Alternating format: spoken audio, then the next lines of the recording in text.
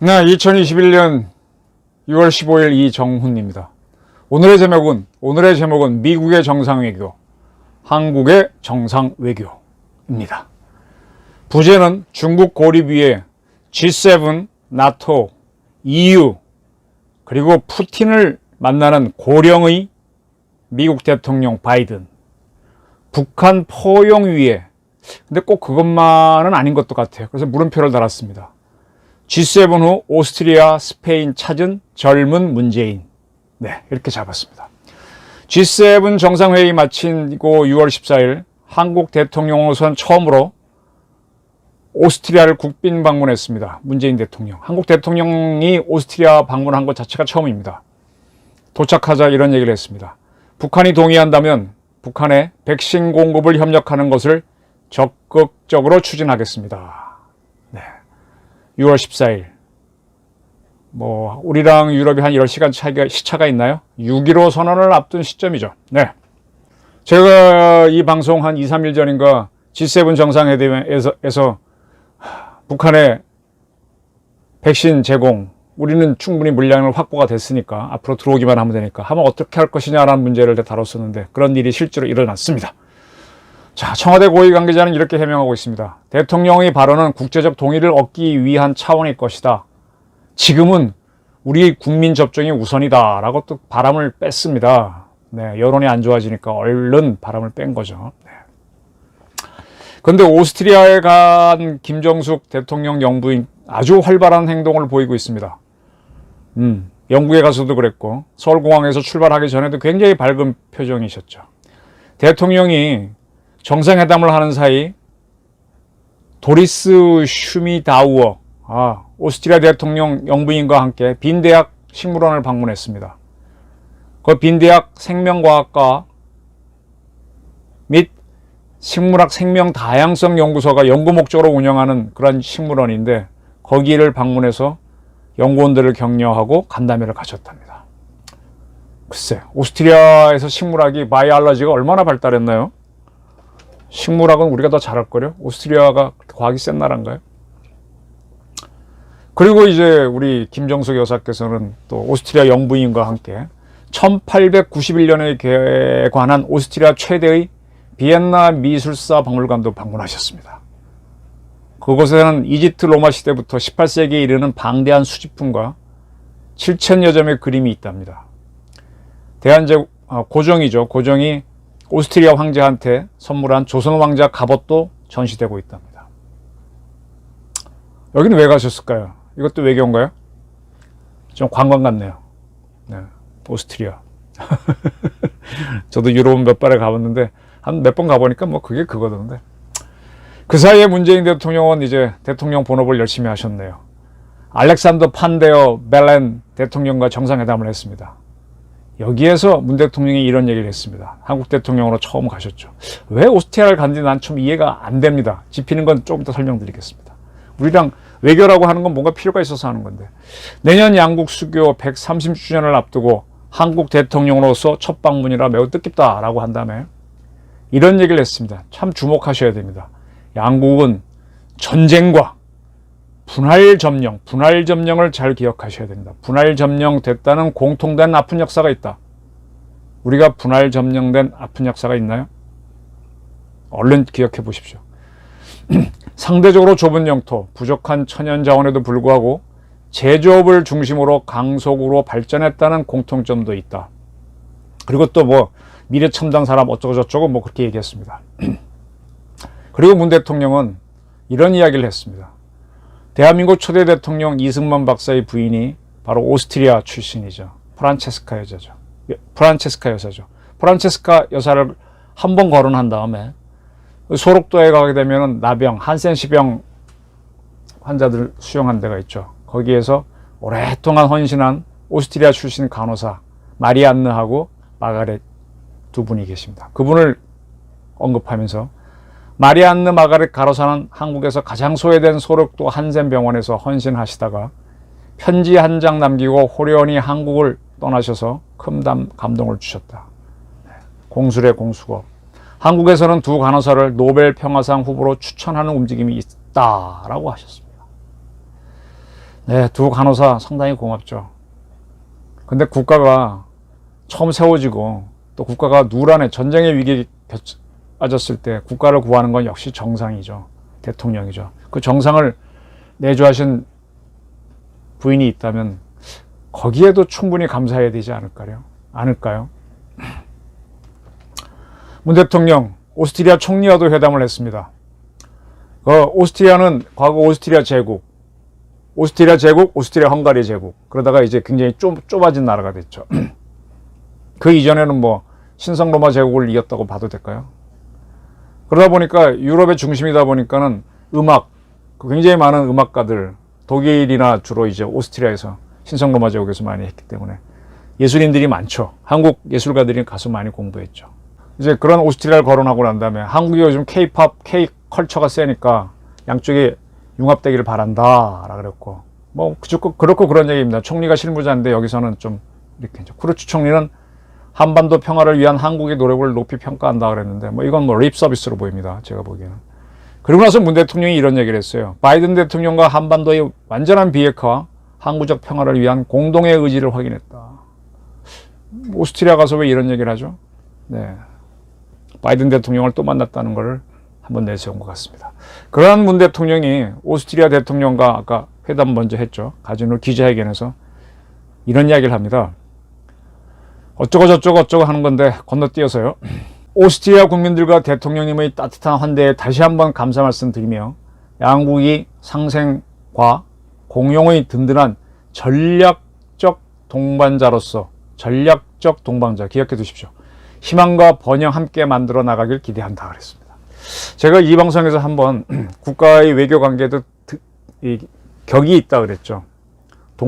전략적 동반자는 굉장히 높은 겁니다. 지금 한중 간이 전략적 동반자, 그 위가 이제 동맹이죠. 물론 동맹과 전략적 동반자 사이는 또 엄청난 차이가 있습니다만, 전략적 동반자, 뭐 굉장히 외교 관계가 많거나 물류가 많거나 이런 경우 맺는 건데, 오스트리아하고 우리는 그렇게 많지 않습니다. 근데 이거를 대통령이 전략적 동반자라고 하는 거는 외교 책임자들이 맺는 건데 대통령이 맺었다는 건가요? 전략적 동반자라는 건가요? 조금 전 이해가 안 되네요. 오스트리아 대통령은 특별히 그러한 언급 없이 양국이 상호 긴밀히 협력하기로 했다. 뭐 등등 그 정도만 얘기했습니다. 전략적 동반자를 얘기하면서 매우 친한 것처럼 얘기한 게 우리 대통령입니다. 저는 오스트리아를 제가 공부한 바로는 2차 대전의 결과로 영세 중립국이 된 나라로 확신하고 있습니다. 분명히 그건 사실입니다. 역사적인 사실인데, 이러한 나라가, 그러니까 어떤 나라가도 동맹을 못 맺죠. 한국 대통령으로 처음 방문한 건데 문 대통령이 가면서 전략적 동반자 관계를 맺었나요? 아니면 과거부터 맺었나요? 좀 헷갈립니다. 하여간 이 나라는 중립을 해야 된다는 나라인데 이런 나라하고 우리가 전략적 동반자 관계면 실리가 많은가요? 라는 게 제 질문입니다. 근데 이제 우리 대통령은 G7 참석했다가 오스트리아로 오셨는데, 오스트리아는 그 사이에 유럽 국가들은 무슨 을 했냐? G7 정상회대가 영국에서 열렸습니다. 그런 다음에 거기에 참여했던 유럽 5개 나라, 미국과 유럽의 5나라, 영독, 불, 그리고 이탈리아, 유럽의 4나라, 미국 5나라, 그 다음에 캐나다까지. 이 6나라가 벨기에로 이동합니다. 정상이. 거기서 나토 서밋 2021에 참석했습니다. 즉 아시아 국가인 우리하고 일본, 그 다음에 호주하고 남아공만 빠지고 미주에 있는 2나라, 유럽에 있는 4나라 정상은 모조리 벨기에로 가서 나토 서밋 2021에 참석했습니다. 근데 이 나토 서밋 21에는 오스트리아는 중립국가가 참석 못합니다. 나토의 회원국은 30개국입니다. 그 정상들이 모여서 공동성명을 발표했습니다. 이 성명에는 처음으로 중국을 안보 위협으로 적시했습니다. 2년 전 나토 서밋은 2년마다 열리는데 그때 성명에는 중국이 확장하는 것을 기회이자 도전, 중국 처지에서 기회이자 도전 이렇게 표현했는데 이번에는 명백히 안보 위협으로 표현했습니다. 중국의 명시적인 야심과 강력히 자기 주장을 하는 행동은 규칙의 기반을 둔 국제 질서와 동맹 안보 관련 영역에서 구조적인 도전을 야기한다. 네, 위험하다는 얘기죠. 우리는 워싱턴 조약, 이게 나토 조약입니다. 나토 조약에 명시된 근본적 가치와 대조되는 중국의 강압적 정책들을 우려하고 있다. 네, 나토 전체가 중국하고 대립하겠다라고 발표를 한 겁니다. 그리고 뭐 주요 강대국으로서 중국은 어떻게 하라라고 요구도 하고요. 아주 세게 나갑니다. 중국의 국제정책과 커지는 영향력이 도전을 야기할 수 있다. 누구에게? 나토에게. 이는 우리가 동맹으로서 함께 대처할 필요가 있는 것이다. 즉 미국과 유럽 전체가, 카나다와 전체가 중국에 대항하겠다 그랬습니다. 이 나토 서밋에서는 공동안보를 체제를 강화하기 위해서 나토 2030이라는 전략 개념을 만들기로 했습니다. 2030년을 바라보고 2030년쯤에 일어날 위기를 예상해서 어떻게 하겠다는 전략을 만들겠다는 겁니다. 근데 나토 2030 전략 개념을 만들자는 보고서는 이미 나왔는데 그 보고서에서는 중국이 국제사회에 미치는 영향력은 민주사회 국가들에게 심각한 위험이 되고 있다라고 지적을 했고, 중국은 권위주의적 방식을 통해 영토적 야망을 키우고 있다라고 했습니다. 영토적 야망이 뭐냐? 바로 남중국해에, 무인도에, 사람이 살 수 없는 곳에다가, 그거는 거기다가 이제 막 유인도로 억지로 꾸며놓죠. 뭐 비행장을 만들어 놓고, 그래서 영토화 한다든지, 그 다음에 인도하고 그 영토 분쟁이 있는 지역을 자기네 영토라고 막 주장하는, 이런 걸 딱딱, 이거 굉장히 세게 지적한 겁니다. 나토는 이렇게 가고 있습니다. 근데 나토의 핵심이 결국은 G7에 참여했던 미, 영, 불, 독, 이탈리아, 카나다, 6나라, 미, 영, 불, 독, 프랑스, 카나다, 이탈리아, 그런 나라 아닙니까? 6개국인데 이 6개국이 참여한 일본에까지 들어가면 G7이죠. 정상회의에서도 공동성명이 나왔었는데 그 공동성명에는 중국 신장 위구르 자치구라고 있죠. 위구르 쪽이 많이 사는데 거기에 인권을 존중해라. 그냥 홍콩의 고도 자치를 보장해라라고 중국에 요구했었고, 동중국해, 여기에는 일본이 영유하고 있는 센카쿠 섬이 있습니다. 남중국해, 여기는 남사군대 문제가 시끄럽죠. 에 대한 중국의 일방적인 조치에 반대한다고 밝혔었고, 대만 해협의 평화와 안정을 강조했습니다. 이거는 대만을 건들지 말라는 G7 국가의 요구였습니다. 중국에 대한 압박이었죠. 그러면 이 G7 공동성명을 보게 되면은 이 성명 내용에는 베트남 등 동남아 국가들, 남중국해에서 중국의 스트레스를 받고 있는 나라들의 요구가 반영됐고, 일본의 요구도 반영됐습니다. 동중국해 문제를 거론했습니다. 센카쿠를 미국이 같이 지켜주겠다는 게 확실히 한 거고, 그 다음에 대만도 요구를 수용한 거죠. 대만이 대만 해협을 지켜달라 그런 걸 하겠다 그랬었고, 그다음 인도와 호주, 이건 쿼드에 참여한 나라인데 다 반영시켜 준 겁니다. 그게 G7 회의, 정상회의의 요체였는데, 우리나라는요, G7, 우리나라 언론들은 G7 회담에서 일본 총리가 영어를 못하니까 왕따 되고 문재인 대통령 우대를 받았다고 보도를 합니다. 우리 대통령이 왜 우대를 받았겠어요? G7 국가들이 백신이 모자란 저백억국을 지원해야 되는데 우리 대통령이 2억 달러를 내놓겠다 그랬거든요. 돈 많이 내놓은 겁니다, 이거. 근데 2억 달러 내놓고 우리가 얻은 실리가 무엇이죠?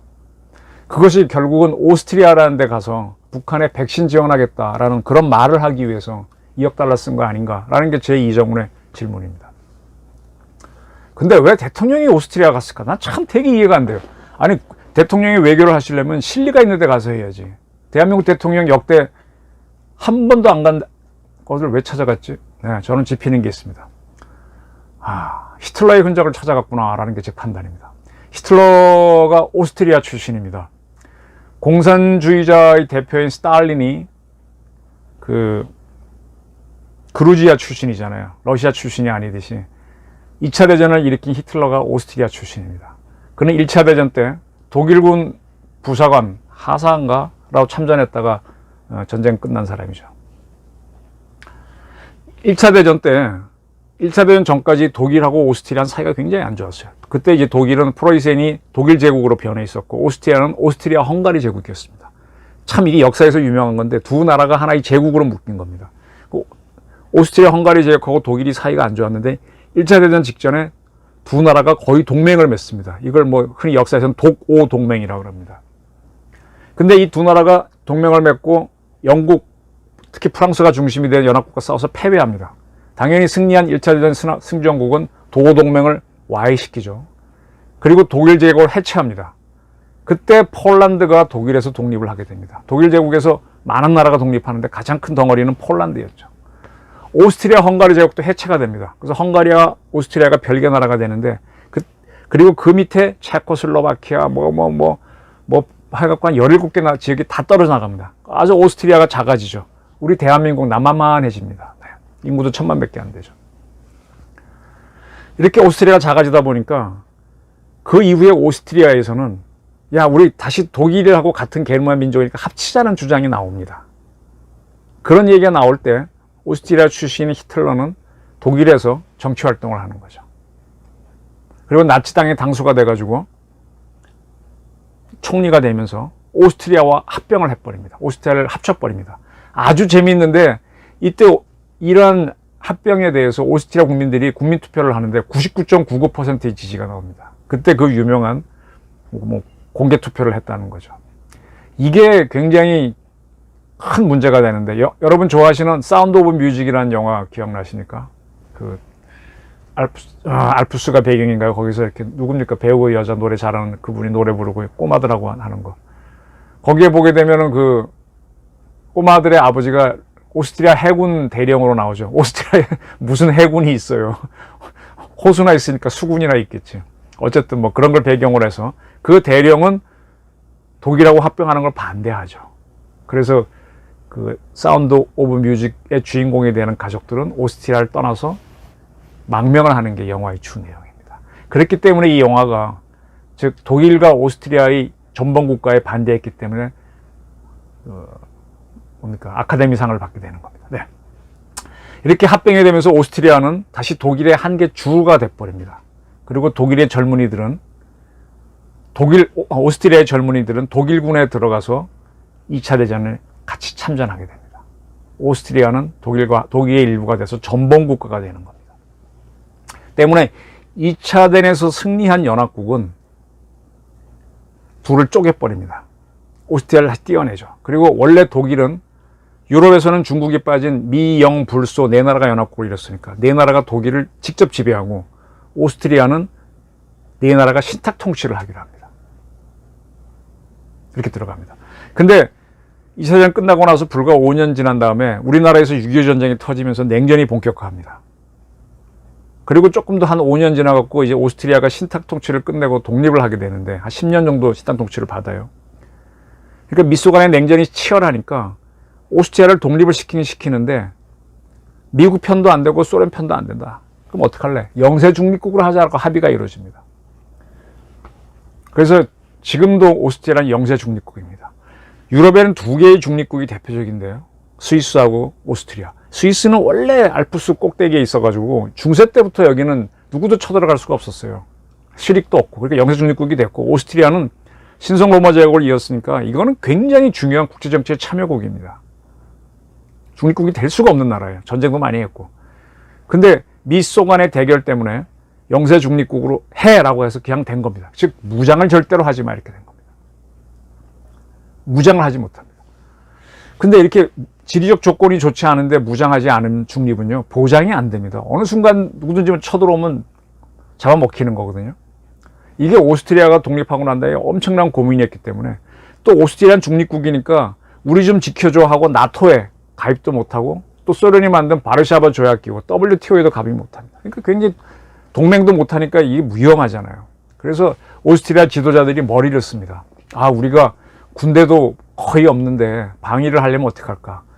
유엔을 유치하자. 근데 유엔의 본부는 뉴욕에 있잖아요. 근데 뉴욕에 있는 유엔 본부 밑에 여러 기관들을 설치해야 되는데 그런 것을 오스트리아 빈에다가 설치하게 해주자고 우리로 치면 강북구 같은 지역을 아예 거의 조차하듯이 유엔이 마음대로 써라 하고 헐값에 줘버립니다. 그래갖고 유엔 기구들이 빈에 굉장히 많이 들어오죠. 그래서 제2의 유엔 도시가 됩니다. 그들이 들어오니까 그들이 쓰는 유엔이 예산이 굉장히 많이 있거든요. 경제가 돌아가는 거예요. 그리고 유엔이 있는데 오스트리아를 공격하기 어렵지 않습니까? 그렇게 해서 이 나라는 국가 방위를 하고 경제를 살려서 지금 그나마 좀 발전했습니다. 오스트리아는 문화 빼고 나면 별로 제조업이 없습니다. 이게 성공이었죠. 그리고 이제 그러다 보니까 과거 제국 시절에 음악과 미술이 되살아나서 이제 좀 발전한 나라가 되는데, 지금도 오스트리아 군은요, 제가 몇 번 설명드렸는데 경찰보다 병력이 훨씬 적습니다. 한 18,000인가? 네, 인구 1,000만인 정도 되는데 굉장히 적죠. 우리가 60만인 거 생각하시면. 전투기는 한 대도 없는 나라입니다. 헬기하고 수송기, 공군이라고 있고, 해군은 아예 없고요. 육군은 한 개 사단인가? 근데 그것도 뭐 예비군 수준의 부대밖에 없습니다. 그런데 이 오스트리아를 굉장히 중시하는 세력이 누구냐? 우리나라 386 운동권들입니다. 오스트리아는 영세 중립이 됐기 때문에 분단이 안 됐다는 거에 주목합니다. 그리고 영세 중립이 돼야만 미국과 동맹을 안 한다는 생각 때문에 오스트리아 모델을 굉장히 찬성하는 게 386 주사파들입니다. 그래서 대통령을 끌고 갔다고 저는 봅니다. 대통령 거기 가실 게 없어요. 두 번째, 거기 가게 되면 문화와 예술이 있으니까, 볼거리가 있으니까 영부인 외교하시기 참 좋죠.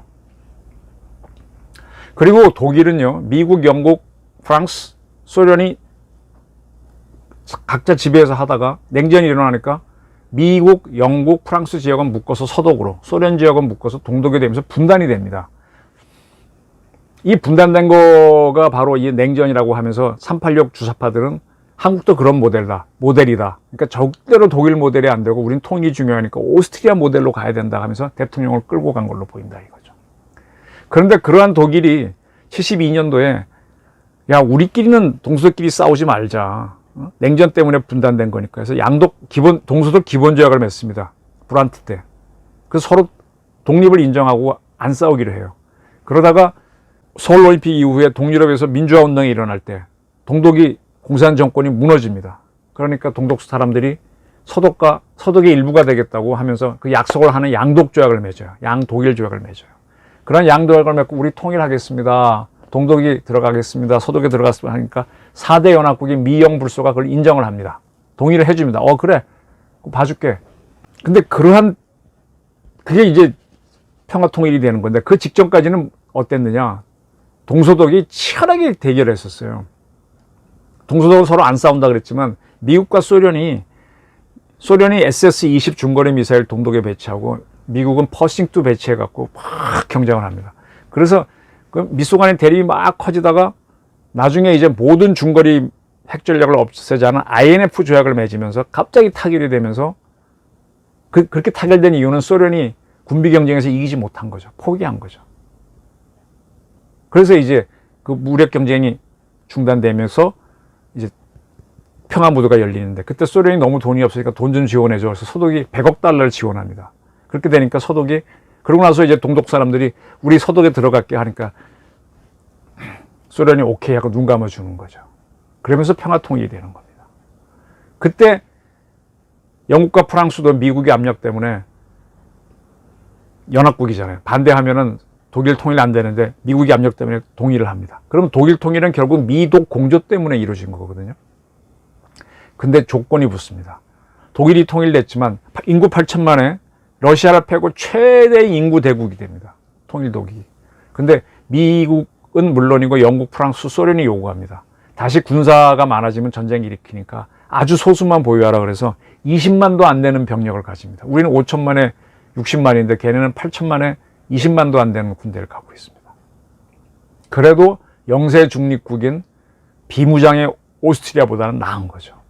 이러한 서독식 통일을 거부하는 게 주사파 386이고요. 오스트리아식으로 가자는 게 주사파 386입니다. 근데 우리도 서독식으로 한번 군비 경쟁을 했다가 한번 대북 공작을 걸어보면은 북한 무너질 수 있어요. 우린 그런 시도를 한 번도 안 했어요. 김대중 이후로부터 대북 유화 정권이 들어서면서. 자, 오스트리아에 갔으면은 한국 대통령이라면 한국 최초 대통령의 영부인은 프란체스카 여사를 거론했어야죠. 프란체스카 여사는 오스트리아가 독일에 합병되고 났을 때 나라 없는, 국가 없는 나라의 여성이었어요. 그래서 같은 처지로 역시 일본에 합병되어 있었던 조선 청년 이승만하고 결혼하는 겁니다. 우리 그때 조선이 뭡니까? 일본에 합병됐죠. 우리 주권자인 종이 한일합방 도장에 찍어줬잖아요. 그리고 일본의 하나가 돼서 전쟁에 2차 대전을 일으켰잖아요. 그렇기 때문에 미국은, 연합국은 이긴 다음에 그때 이제 일본하고 싸운 건 미국이 단독이니까 일본 전체는 직접 지배하고 한국은 신탁 통치한 겁니다. 근데 여기에 우리가 강력히 반대해서 찬성을 하는 북한은 분단이 되고 신탁 통치 반대하는 우리도 분단이 이렇게 된 겁니다. 근데 이거를 오스트리아랑 사례가 다르죠. 이걸 같다고 보는 게, 이걸 동소적 사례로 보는 게 386 주사파죠. 그래서 대통령을 오스트리아로 끌고 갔다고 저는 보는 겁니다. 거기에 우리 실익이 뭐가 있고 전략적 동반자로 할 게 뭐가 있습니까? 그러면 이 운동권들 생각에서는 신탁 통치를 한국이 받았어야만 통일이 된다는 건데, 그러려면 유엔 체제를 인정해야죠. 유엔 체제를 인정하려면 유엔군 사령부를 둬야 되죠. 근데 유엔군 사령부도 나가라는 입장이거든요. 한미연합사도 없애고 유엔사도 없애고. 더 웃긴 얘기를 해볼까요? 지금 우리는 인구도 큰 나라인데다가 중국과 일본 사이에 있는데 우리가 중립을 한다고 해서 유지가 될까요? 중국이 우리의 독립을, 우리가 무장은 오스트리아처럼 무장도 안 하고 있으면 인정할까요? 오스트리아는 옆에 그렇게 센 나라 없어요. 자, 잠시 이걸 봅시다. 우리가 G7 회의 있기 직전에 6월 9일이죠. 중국 외교부가 이런 발표를 했습니다. 왕이 외교부 장관이 정의용 대한민국 외교부 장관에게 1시간 동안 전화 통화했다면서 왕이 장관이 우리 정 장관에게 G7 회의에서 미국의 편향된 장단에 대한민국을 휩쓸리지 말라라 그랬다 그러고, 미국이 추진하는 인도태평양 전략은 냉전적 사유로 가득 차 있고 집단적 대립을 일으킨다라고 경고했고, 이렇게 하니까 정의용 장관은 하나의 중국 원칙을 견지하며 양왕관계, 이건 양왕관계는 중국 입장에서는 대만은 중국의 일부라 그겁니다. 양왕관계의 민감성을 충분히 인식한다고 했다라고 발표했습니다. 그러나 우리 외교부는 그러한 대화가 있었다고 밝히진 않았습니다. 우리 외교부 당국자는 중국이 미국 관련 최근의 기본 입장을 다시 반복한 것이지 우리나라를 특별히 지칭해서 어떻게 말한 건 아니다라고 설명을 했고, 그 통화는 매우 좋은 분위기에서 이루어졌다라고 했습니다. 대신에 우리 측 외교부에서는 코로나 상황이 안정되는 대로 시진핑 중국 주석이 우리나라를 조기에 방한하도록 계속 소통해 나가기로 했다라고 발표했는데, 중국 측에서는 전혀 그런 걸 발표하지 않았습니다. 자, 이렇게 중국은 G7 회의에 문 대통령 가시면 함부로 중국 위협하는 성명에 참여하지 말라고 경고했는데, 아니나 다를까 G7 정상회의에서 공동성명 아까 설명드린 거 발표했을 때 거기에 대한민국 이름은 안 올라갔습니다. 그건 당연한 거예요. 왜? G7 국가만 올리는 거니까. 근데 그거와 별도로 G7 회의 이승 후 열린 사회 성명을 발표했습니다. 여기에도 중국을 겨냥하고 비난한 내용이 있는데, 여기에는 대한민국이란 국가 이름을 올렸습니다. 그래서 이제 우리 측 기자들이 중국을 경고를 무시했네 라고 물으니까 정부 관계자는 특정 국가를 겨냥하는 내용은 전혀 없다. 지금 전 세계가 공통으로 직면한 위협에 어쩌고 저쩌고 하는 뭐 성명이다, 이 정도 얘기했습니다. 하지만 문 대통령은 이 열린 사회 성명을 채택하기 전에 열린 사회와 경제라고 하는 회의에서 민주주의에 대한 위협은 어느 한 지역에만 오는 것은 아니다라고 포괄적으로 설명한 적은 있습니다. 네. 어정쩡하게 이제 우리는 G7 회의에서 중국 요구대로 한 것 같은데, 네, 그건 좋아요. 근데 이 문재인 정권은 아주 일본은 반일적으로 가고 있죠. 그죠? 중국은 자극 안 하고. 근데 일본한테 함부로 대했다가 일본이 제2의 임진왜란을 일으키면 어떻게 할 겁니까? 그럼 그 일본의 도발을 염려해서 경항모까지 만들자고 하는 게 문재인 정권 사람들이거든요. 저도 적극 찬성하고, 네, 그건 좋아요. 근데 중국에 대해서는 설설 기냐 이거예요. 그리고 386 운동권을 따라서 왜 오스트리아 같은 영세 중립 모델을, 비무장 모델을 따라가냐 이거예요. 경항모까지 하려고 하는 나라가. 그러니까 제가 문재인 정권 사람들하고 386은 논리상 계속 모순이고 헛소리, 이때 달라요. 딴소리 한다는 거예요. 이제 우리가 뒤늦게 유엔 기구를 이취할 수 있는 것도 아니고, 오스트리아는 잽싸게 유엔 만들자마자 했지만, 그죠? 자, 그리고 우리는 이미 미국과 동맹을 했습니다. 그렇다면 나토 동맹국들이 딱 하나로 움직이듯이 우리도 미국과 동맹했으면 같이 가야죠. 그런데 문 정권은 오스트리아처럼 비동맹 외교를 하려고 그러고 하니까 이게 웃기는 거랍니다. 웃기는 얘기입니다. 다시 제목으로 돌아가겠습니다. 아까 나이 많은 바이든은 G7 갔다가 나토 서밋 갔다가 EU 갔다가 푸틴 만난다 그랬는데, 예, 맞습니다. 그렇게 행동하고 있습니다. 바이든 대통령은 우리 대통령이 오스트리아 갔을 때 벨기에로 가서 나토 서밋 2021 한 다음에 거기에서 EU 정상과 다시 회담을 하고 러시아의 푸틴을 만나러 갔습니다. 그리고 분명히 아셔야 될 게 러시아가 중국 편 아닙니다. 러시아도 1대1로에 반대합니다. 그 INF 조약을 확대해서 중국도 참여하는 글로벌 INF를 만들려고 했을 때 중국이 반대했기 때문에 러시아도 중국을 적대시합니다. 그래서 같이 미국과 러시아가 INF 조약을 폐기했거든요. 그렇기 때문에 여러 가지 갈등이 있지만은 대중국 포위에서 미국은 러시아랑 같이 갑니다. 근데 문 대통령은 어떻게 하시느냐? 오스트리아 뜬금없이 갔다가 그 다음에 스페인 가십니다. 왜 가지? 스페인 이맘때 가면 참 보기 좋죠. 요즘 해외여행하기 힘들 텐데. 또 가시면 영부인이 활달한 내조 외교 하시겠죠. 좀 이상해요. 내년 5월 초면은 대통령 임기가 끝나죠. 지금 한 몇 개월 남았네요. 한 10개월 남았나? 그래서 좀 답답합니다. 그런데 이런 일이 있었습니다. 문 대통령이 뭐 국제사회가 동의하면 북한에 백신 주고 싶다라고 했는데 6월 14일 미국 국무부 대변인은 문 대통령 발언에 대한 논평을 요청하자 북한에 코로나 백신을 제공할 계획이 없다. 그러나 가장 취약한 북한 주민들에게 인도주의적 지원을 제공하려는 국제사회의 노력은 지지한다 그랬습니다. 네. 이게 뭔가 하면 북한도 돈 주고 사야 되는데 돈이 없잖아요. 그러나 그런 나라를 위해서 국제사회가 코백스 퍼실리티라는 걸 만들어서 백신을 제공해 줍니다. 근데 단 조건이 있어요.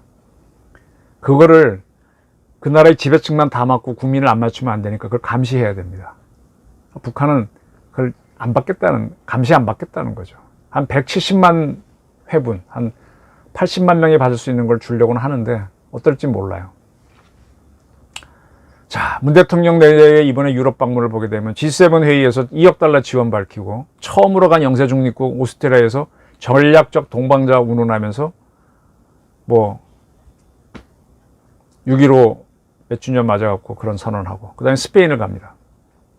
이런 여행 일정과 바이든이 G7 갔다가 나토 서밋 갔다가 EU 정상 만나고 푸틴까지 만나는 것 어떻게 보십니까? 바이든은 1942년생입니다. 문재인 대통령은 1953년생. 띠동갑은 아니고 11살, 정확하게 11살 바이든 대통령이 많습니다. 해외여행은 힘든 건 저도 알아요. 비슷한 외유이지만 기간은 비슷하죠. 누가 더 국가를 위해 움직이는 겁니까? 저는 오스트리아하고 스페인 방문이 좀 납득이 안 됩니다. 대통령. 그죠? 아직은 코로나 때문에 해외여행이 자유롭지 않은 시점이라서 더욱 그렇습니다. 그래서 미국의 정상 외교하고 한국의 정상 외교가 다른 것 같습니다. 경청해 주셔서 감사합니다. 고맙습니다.